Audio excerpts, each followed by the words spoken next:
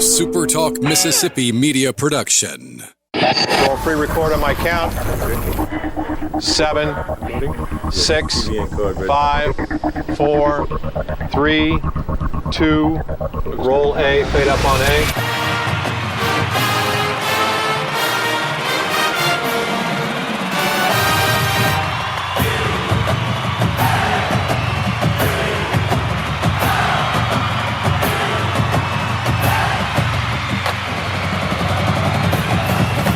Southern Miss to the top. You're tuned in to the Eagle Hour. All right, everybody. Welcome to another edition of the SuperTalk Eagle Hour. We're on the road today, Bob, Kelly, and Dima, with our good friends down here at Ramey Motors in Purvis. Always happy to be down here with these great guys, and they've all got some cool stuff to talk about. Dakota Baker will be joining us a little later to do just that. But first, we want to get right to the program. We want to bring Glyn Dyar on the Eagle Hour with us again this morning, afternoon. Glad to have Glyn back on the show. Glyn, I know you and Dima have been covering spring football, the spring football game tomorrow. I've been anxious to get you back on. I wanted to get your overall view of what you've seen in spring football and what you anticipate fans will see tomorrow. Hey, guys, good to be back. Yeah, spring has been going out there for several years. This is probably the most unique spring that I've ever, encountered when you consider that we had a senior-laden team last year, and Coach Huff probably took the rest of the guys that would have helped with him to Memphis. So Blake had the unenviable task. Do what now? I said those players would have helped a little bit, right? Yeah, just a little bit. So they pretty much left Blake with what's known as the empty cupboard, bare bones. So Blake's had to go find 80 new guys in about 2 weeks during the portal window. And two deep, he had to find a new 2 deep on the offensive and the defensive side of the ball. So that's 44 new guys he had to plug in. He has one returner starting out of his 2 deep on both sides of the ball, and that's Brock Roman, the center guard guy. So the rest of it is all brand new. So that can't be good, Glenn, right? That really can't be good. No, it's not.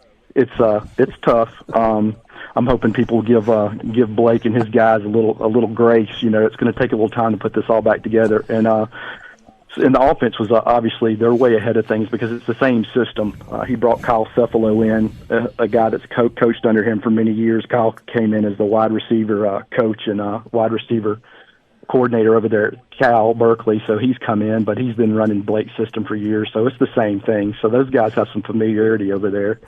I guess the big question is going to be on the defensive side of the ball. New defensive coordinator, new scheme, all new guys. There's no starters returning. There's one guy returning out of 22, a linebacker, and Mathis Haygood that got a few snaps last year, so everything over there is brand new. I've liked what I've seen. I think they did themselves some favor, signing some big safeties that they've brought in. I feel good about the corners that they've brought in. I think they're solid there and 2 deep there. My biggest concern on that side of the ball is probably the front seven. With your front line and your linebackers. That's gonna be a big lift for those guys. But I think even though there's no portal window coming this week, these coaches are fixing to hit the recruiting trail hard, hitting junior colleges all over the country for May grads, and even though they say there's no portal, there's some semblance of a portal. So I look for USM to go find 4 to 6 new guys, and with the majority of them being on that defensive side of the ball, along the D-line and linebackers, to kind of bolster that group.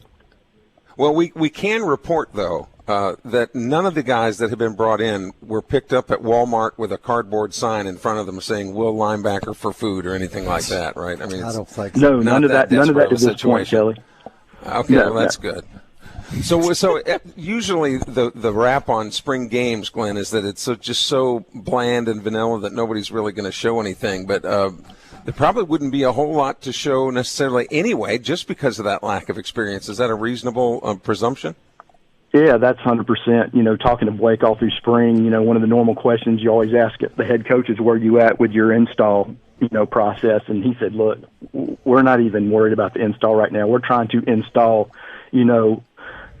our system here in terms of, accountability, our culture, getting to know these guys. The install's kind of on the back burner. They'll continue to install, through the summer and all that. But it's just been a matter of teaching the culture, and that's been a daily basis. What's expected of these guys, And you really don't know, because it all comes down to what does everybody else in the Sun Belt have, which we're not going to really get any indication of that until at least Media Day, which generally happens that last week in July.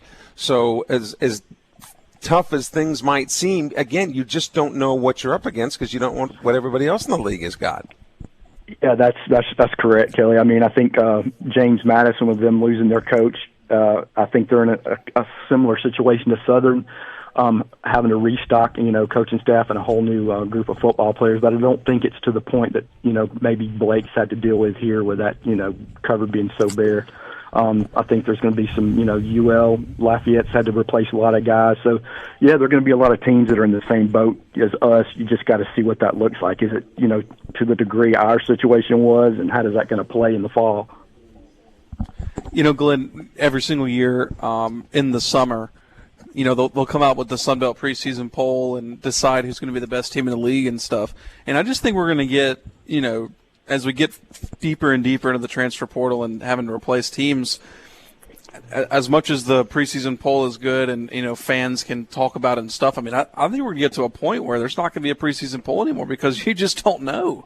I mean, you're basically just going to be picking based on what happened last season. You're almost throwing darts. Right. Yeah, and if you're trying to project, teams by the guys they went and got, Sun Belt teams pick up a lot of D2 guys, JUCO guys. I mean, there's really no way to project it. You're right.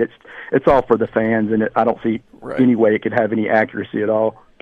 Because the truth of the matter is that, I mean, we're not going to know anything about any Sun Belt team until they play each other. Because there's just so much roster turnover. Because we talk a lot about Southern Miss's roster turnover, but like everybody's saying here, it's not just them. They're not exclusive in that. The whole Sun Belt's dealing with it. Southern Miss is probably dealing with it maybe to more of an extensive degree just because of how many players they lost.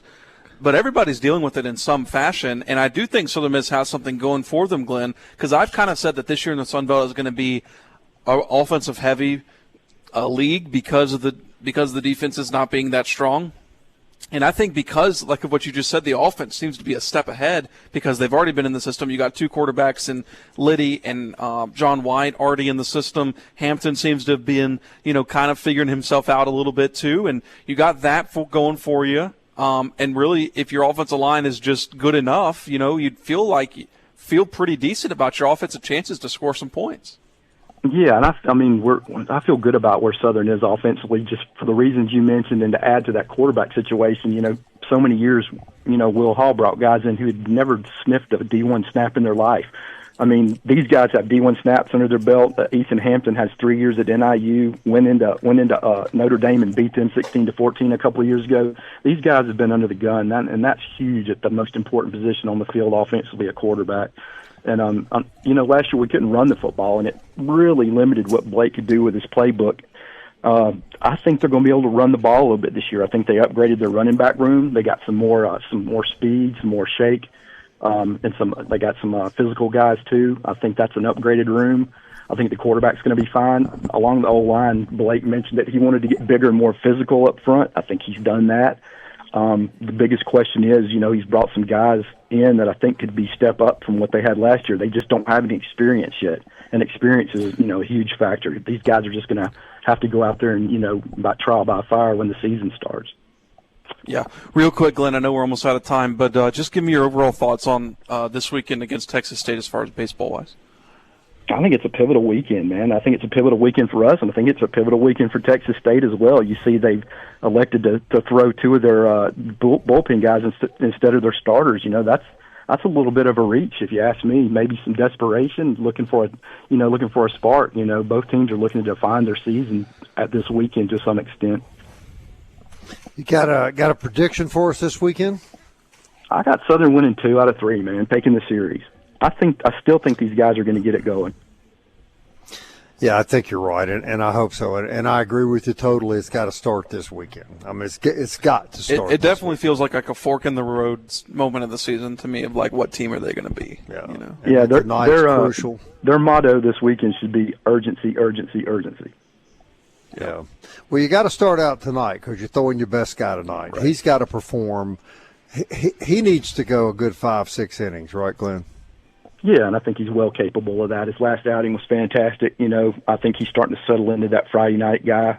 It's just, what's behind it. How's that going to play out? I feel pretty comfortable, with what, Graydon brings on a Friday night.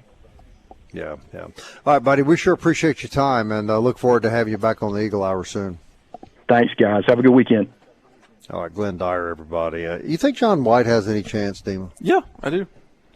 Actually, that's changed. It has. Your opinion has evolved about the past 3 weeks, yeah? Yeah, no doubt. I mean, coming into spring, I didn't think he had much of a chance, but, just because I didn't think his arm strength was on par with the other two guys, but seeing him in that first scrimmage, he probably looked the best out of the three, and they've really – I would really like to talk to him soon and just kind of see what he did with his arm to increase his arm strength, especially like the far side of the field throws. I think he has a chance. I'd sure like to see him get the job because here's a kid that has stuck it out. Sure. And he's becoming increasingly rare in the world of college football. But on the other hand, how do you tell Hampton to come here and you're not getting the starting job? That's my only thought. That's right. All right, we're at Ramey Motors down here in Purvis. Dakota Baker is going to join us. I'm sure there's lots of cool things to talk about. We'll be right back. Stay with us.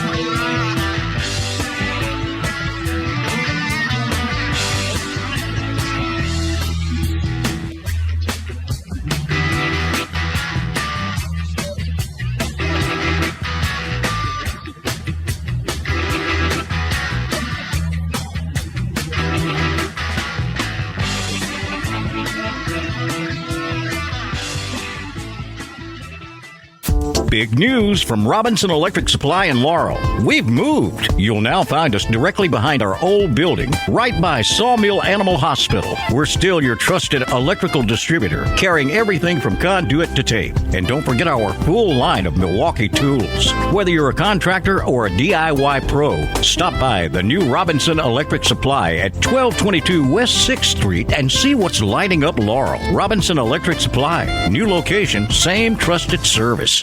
You're tuned in to the Eagle Hour. The Eagle Hour. Southern Miss to the top. Hey, welcome back, everybody. We're at Ramey Motors down here in Purvis, Mississippi. We are looking for Dakota Baker. Here he comes. Always fun to be here at Ramey's. These are great clients and great supporters of our show, and we're always very grateful for them having us down here. Dakota back on the Eagle Hour with us. Dakota, as is the case every time I come down here, I just see all kinds of boy toys all around here. What's hot this time of the year, my man? Mic check, we're good. Yeah, you're good. Look at him doing the lingo here.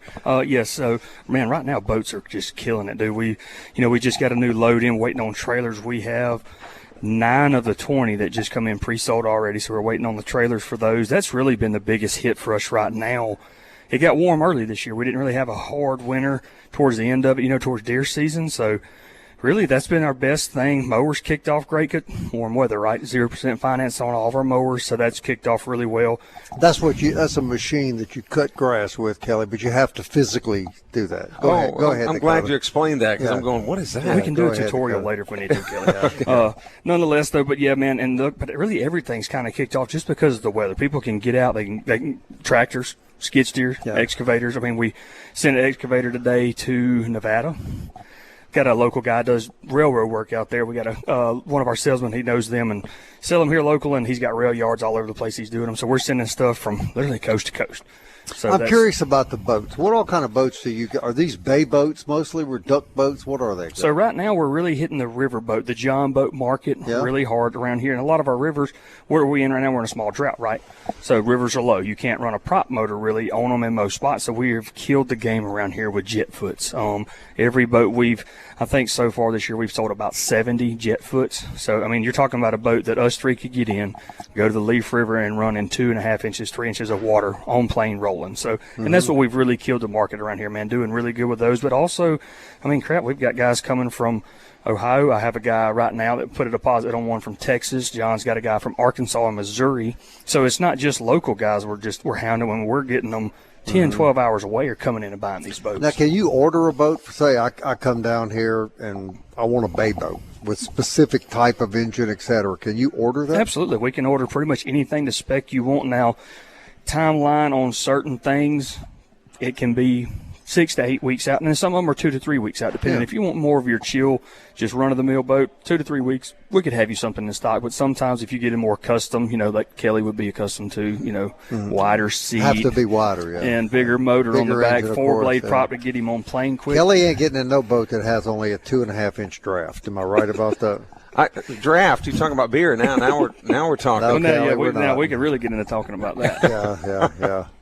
What about your side-by-sides? I know they're enormously popular, right? Side-by-sides, very popular, but a new thing, finally Honda released that they will be coming out with a new 1000 this year. They're going to totally revamp the 1003, 5, and 6, and they introduced the 3-seater cabin air. So that's what we've been waiting on for years. That's going to be big for us this year. And hopefully we see the 3-seaters around June, and now our crew cab HVACs, probably you're not going to see them till middle of hunting season. What normally do people utilize side-by-sides for? Man, really and truly, it used to be utility and working, but nowadays, it's just people that's got land like me, where I used to live in Dixie. We had 300 or 400 acres of family land.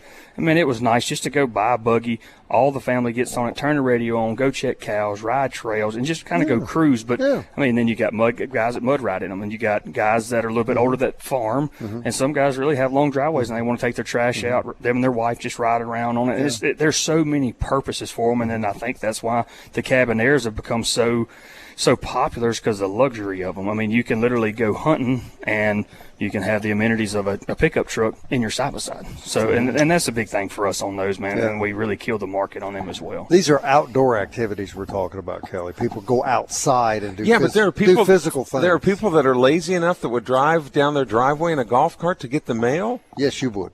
Oh, I was saying, I don't pick up my mail, but I can't imagine that somebody would never walk to their own mailbox. Ernesto does that for me. Yeah. That always comes down to money, Dakota. Financing? Oh, financing's easy on all of them. Honda has their own bank, so we can buy deep up to 84 months on those. And then, tractors, lawnmowers, that's all 0% stuff you can do on those.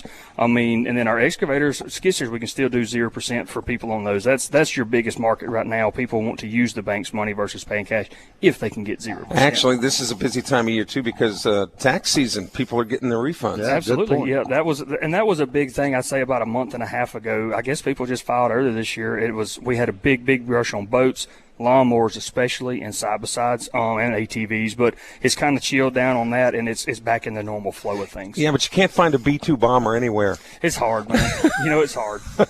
And the credit you need for one of those just to put the fuel in. They're pretty high dollar. They're high dollar. One thing that's always really amazed me about your dealership down here is you guys sell Case tractors, and there's not a lot of farmland around here, but so where do you sell most of these tractors? And that's kind of like the point we made earlier, talked about going like the way we market ourselves. We've sent tractors to Pennsylvania.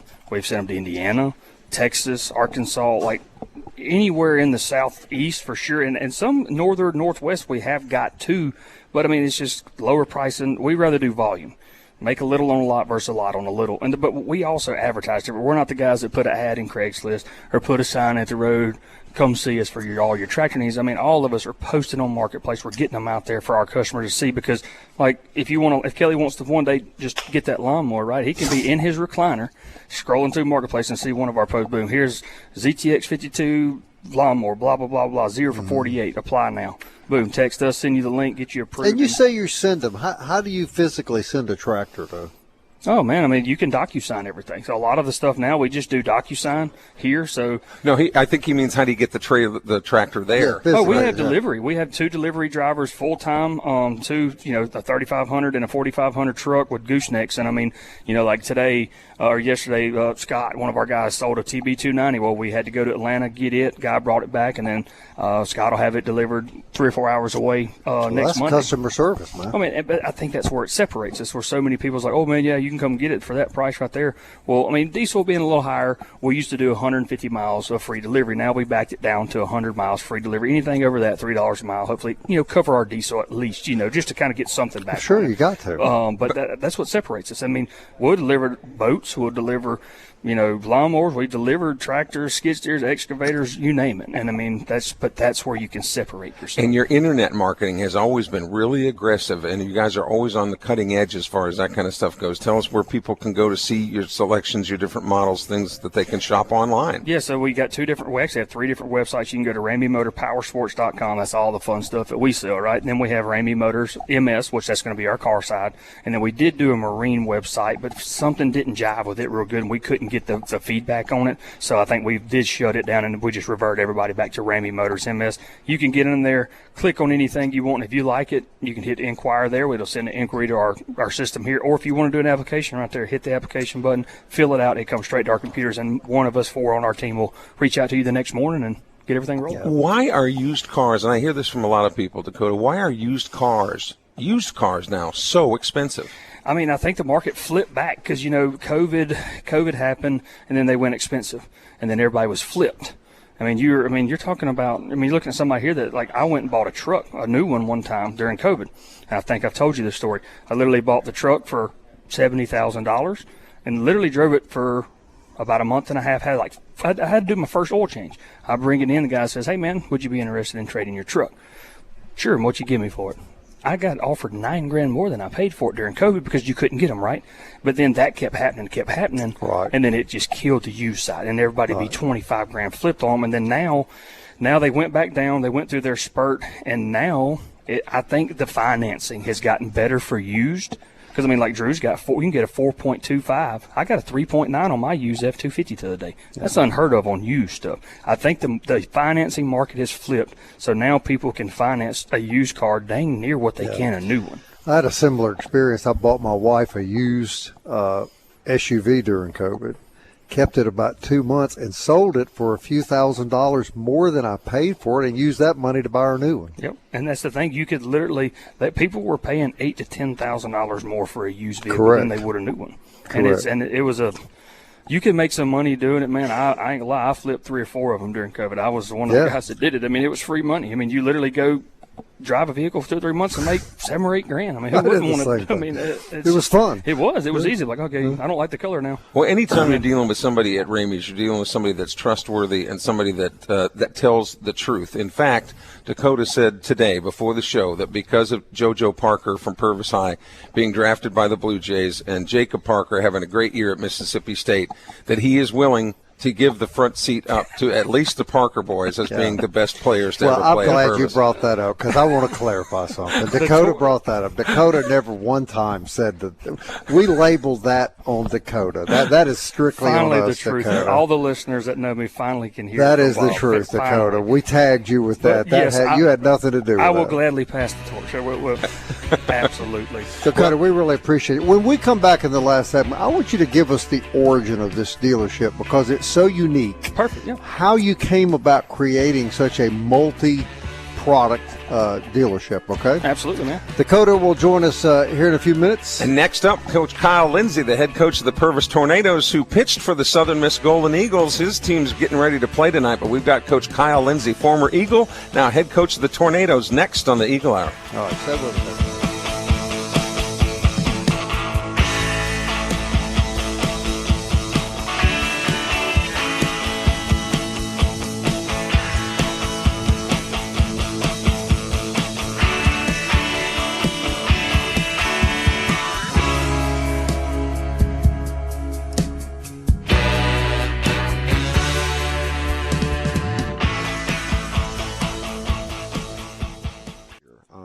We're 26 games in now, and our top arm's thrown 600 pitches all year. That's good. And the ones behind him are in ones in 500, 400s, and then 300s everybody else. And, I think that's one thing we've done well this year is build depth.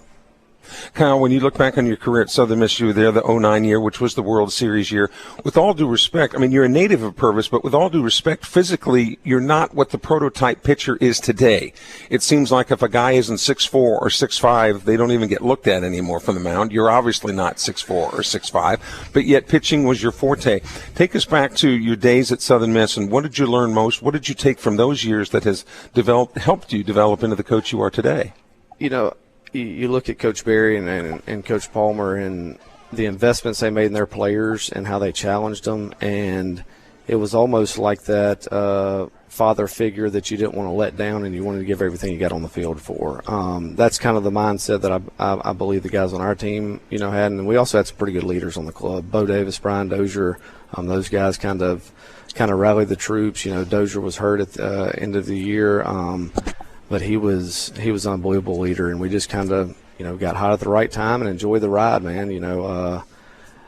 Physically, I wasn't what you look for in a stat book, but you just go out there and you find a way to compete and find a way to win and believe in yourself. Is that fair, though? Because I've always told people, and quarterbacks, too, there was a high school quarterback might be 5'10", and they'll go, yeah, he's got great numbers, but doesn't get a look at Division I because he's too short. I mean, either you can play or you can't play, I've always thought. Well, Kyler Murray is 5'9", moving around, but, I knew when it was time for me to give up football when I couldn't see over the line of scrimmage to throw the ball anymore. So, and on the baseball field, I had to find the tallest spot on the field to stand, and that was the pitcher's mound. So that's why I went that route.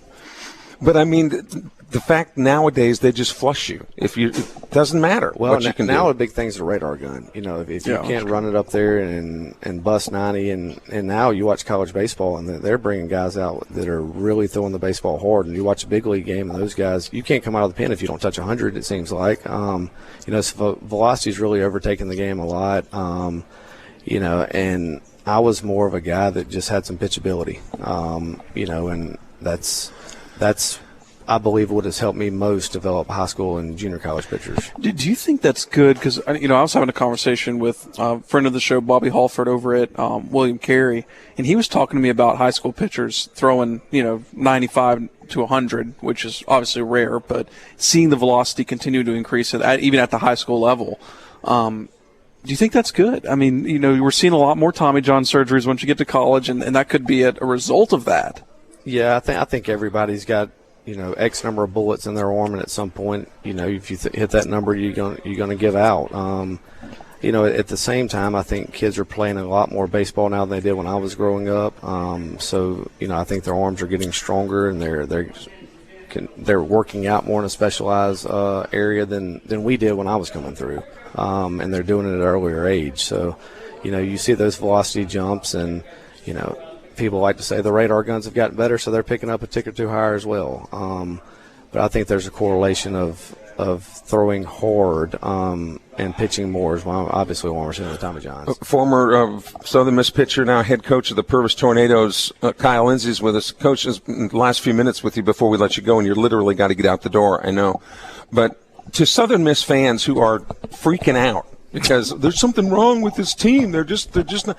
When you look at the numbers, they're not all that dissimilar to seasons past where they've had good teams. What would be your message to somebody that works in it? I don't know exactly where they sit in the RPI. I know in 2009 we were on the bubble. We get in as a 3 seed, you go to Georgia Tech, and you just got to get hot at the right time. And I think Southern Miss fans need to realize that Coach Oz has got the ship and moving in the right direction. When the waters get rocky, he's not wavering.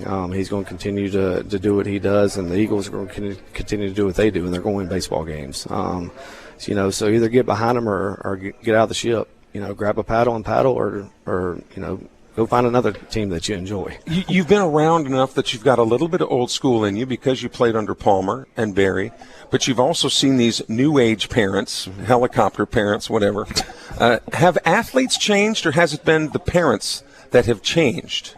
I don't think kids have changed at all. It's what we allow them to do and the way that we treat them, I think, has changed the most. I think we've got to hold them accountable. And if we do that and you tell them what's expected of them, then they're going to meet those expectations most of the time. Kids like to be disciplined, and they like, to have things structured, and it's just all how you handle them. If we allow somebody to get away with something, they're going to continue to do it. I think a lot of parents say are not holding them accountable.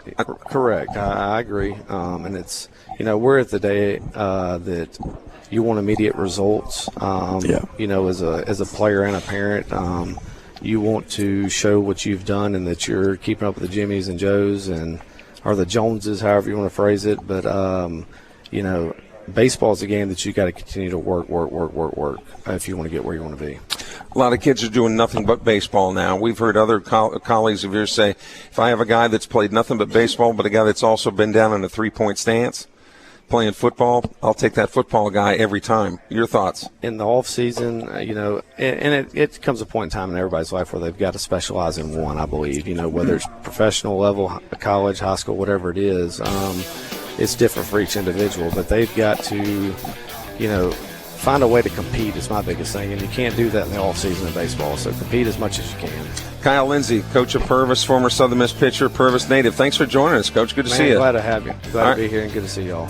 When we come back, we're going to take a look at the weekend in the Sun Belt. We'll maybe make some predictions as to how we think this Bobcat Golden Eagle series is going to turn out. And Bob Getty, we'll wake him up and get him back on the program here in just a moment as the Eagle Hour continues in a moment.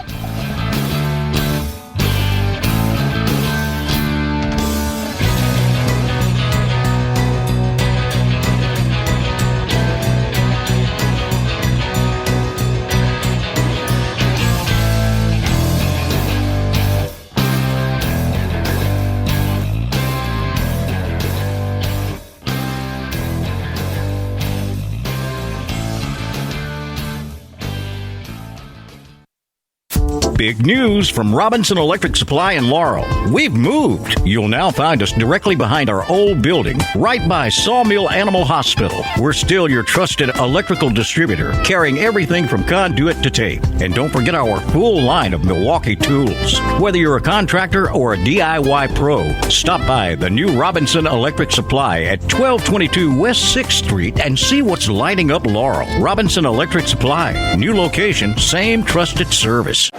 The Eagle Hour. Southern Miss to the top.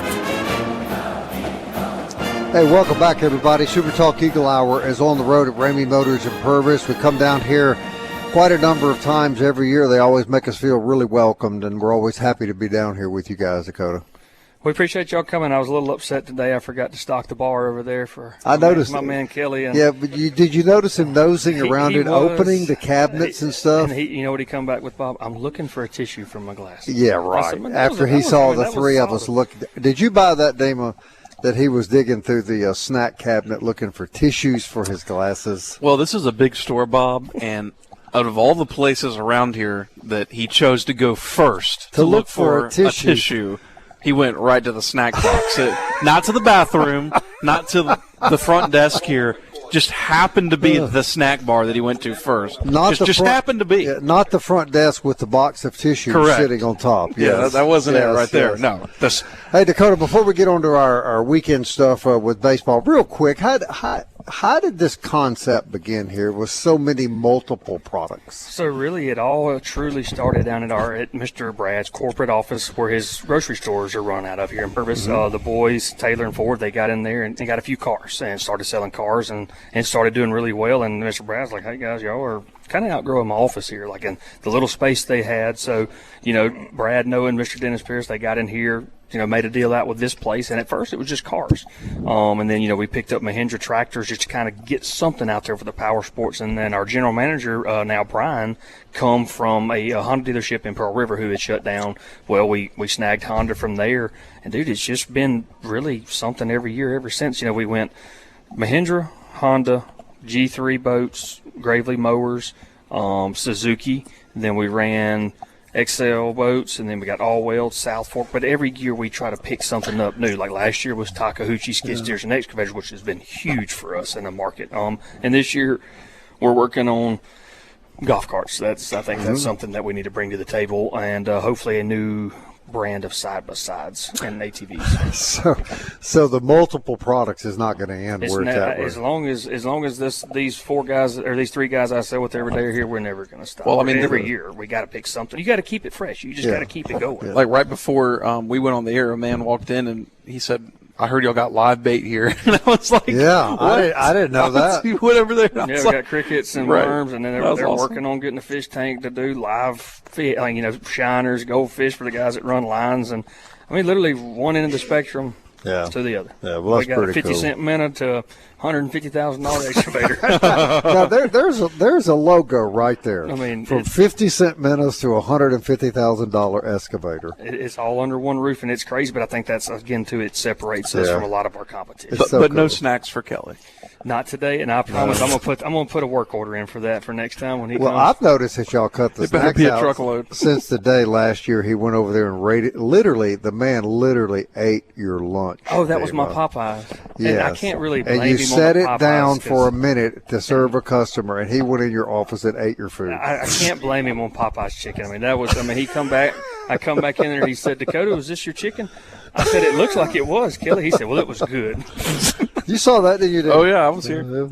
All right, let's get on to the Sunbelt baseball this weekend. Let's get our man here involved in picks. Let's start with Southern Miss. How do you see the Golden Eagles doing against Texas State in a series that they really, really need to win? What I want to say is they're going to take 2 or 3 from Texas State, but, man, Texas State can hit. And if we're not going to hit, my prediction is we're going to lose the series.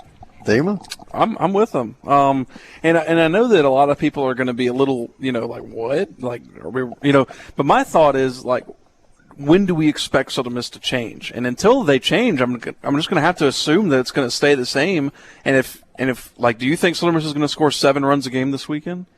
I don't. That might be what it takes to beat a team this like is what I think. Even if you pitch well. I think tonight's going to show us a lot. Yeah. If they come out and hit the ball tonight with their best guy on the mound, that's a really good sign. But if they come out tonight and struggle at the plate again, then I become very concerned about the weekend, yes. But this is also the time of the year, and I think y'all agree. That they normally turn it around. We turn it on. We'll rack off 13 wins out of the next 15 games. But Correct. That's what's fixing to have to happen. And a series like this is one of those series where it's almost like a fork in the road moment where, like, what team are you going to be, right? Where you win this series, a lot of momentum going forward, especially with the opponents you have coming up. You can start stacking up wins. You lose this series, then you're like, man, are you trying to just scramble to get the 3 or 4 seed in the tournament? This is a big weekend for standings. I think you can look at the first third of the year, you can look at the middle third of the year, and now the question is, which road are they going to go down the last third of the year? Fork in the road. Yeah, is that fair to say? I think that's very fair to say. It's 100% fair. I talked to Oz yesterday at the press conference, and he said that as well. He said, listen, we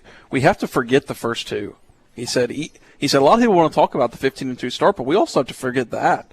This is about the next 17 games. Yeah. It's not about the first 17. It's not about the last 17. It's about the next 17 games. Is that how many are left? I don't know how many are left. I think he's right on that. Because me and the wife looked, and I was like, if we're going to have a 40-win season, keep doing what we've been doing. It's time to turn the heat up, baby. Time to turn it up. I agree. Well, let's hope this is a turnaround weekend, guys. Dakota, thanks for having us down, man. I appreciate y'all coming down, brother. Always enjoy the company. All right, we'll be back in the studio Monday. Thank you very much for listening, everybody. Kelly, that's not where you get tissue. To the top. Time keeps on slipping, slipping, slipping into the future. Time keeps on slipping, slipping, slipping into the future. I wanna fly like an eagle to the sea. Fly like an eagle, let my spirit carry me. I want to fly like an eagle till I'm free. I go through the revolution. A SuperTalk Mississippi media production.